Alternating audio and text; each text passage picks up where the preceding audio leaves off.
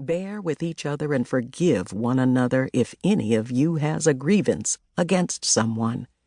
Forgive as the Lord forgave you. 14. And over all these virtues put on love, which binds them all together in perfect unity. Colossians, chapter 3, verses 13 and 14. NIV, New International Versions. Chapter 1. Monica. An annoyed frown settled on Monica Bennett's face, and she released a frustrated breath.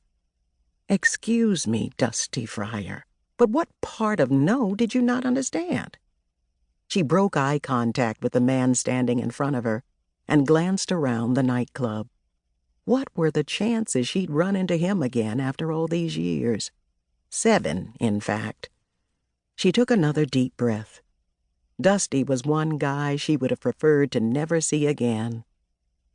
They had dated in her junior year of college, and at the time, Monica had thought she had caught the campus hunk. He was a senior, good-looking and well-built, and was the captain of the football team.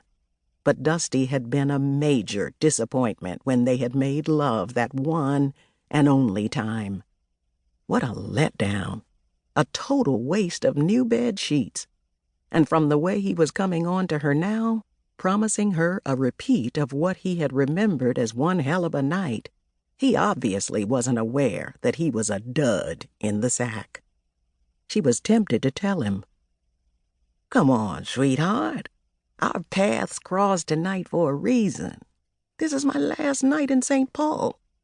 Why don't we go to my hotel room and see if we've still got it?" Monica rolled her eyes. She had news for him. He never had it. Why, tonight of all nights, had her sister Sebrina been called in to work at the last minute? Now Monica was at the nightclub alone. Worse, she was having to put up with a bad blast from her past. After the call from her sister, she'd intended to head home. Too bad she hadn't walked faster. "I am going to repeat this one last time, Dusty, since something seems to be wrong with your hearing. I am not going anywhere with you. Need I remind you about that ring on your finger?"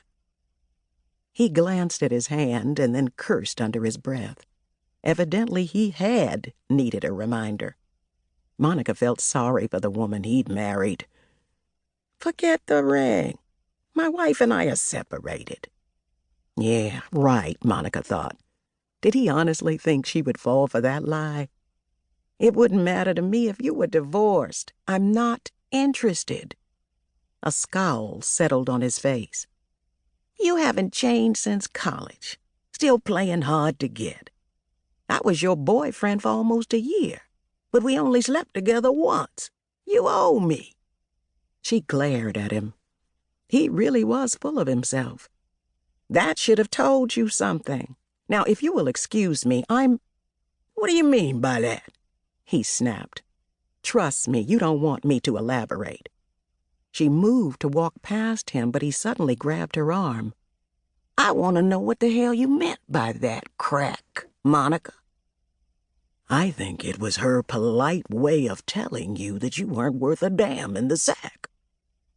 Both Monica and Dusty turned to stare at the man sitting at the bar, who'd obviously overheard their conversation, even with the music from a live band filling the room.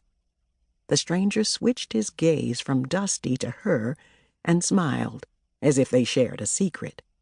She couldn't help but smile back. Dusty saw the exchange and didn't like it.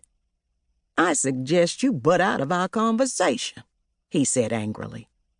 "And I suggest you leave her alone. I think she's made it quite clear that she doesn't want to be bothered with you," the stranger replied. At that, the man got up from the bar stool, and Monica had to tilt her head back to look up at him. So did Dusty, who stood at 6'1". Monica's eyes roamed over the stranger. He was definitely eye candy, absolutely gorgeous, with a nice pair of shoulders.